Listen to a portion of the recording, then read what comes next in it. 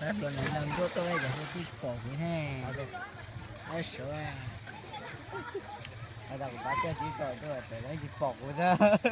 Tôi nói lên đi cho lên chỉ bỏ của ra.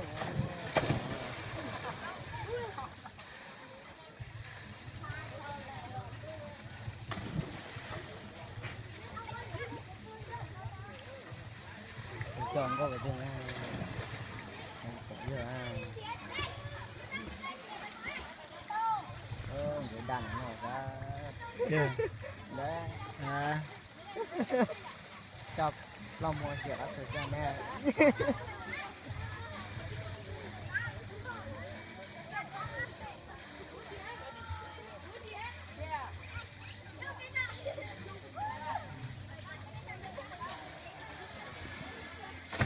Cũng muốn là đây á.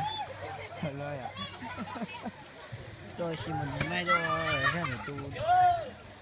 Đi đây nè. Nên tôi chỉ chống tái thôi. Bây giờ tôi làm trẻ thì nó tỏ là trẻ. Mấy khu làm con đâu xí lú tao tỏ đã đeo kia là nó.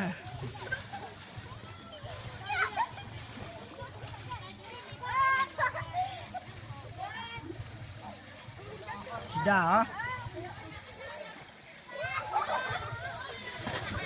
Rồi, chị đà hả? Đà kìa. Đây hả? Bên đây đâu?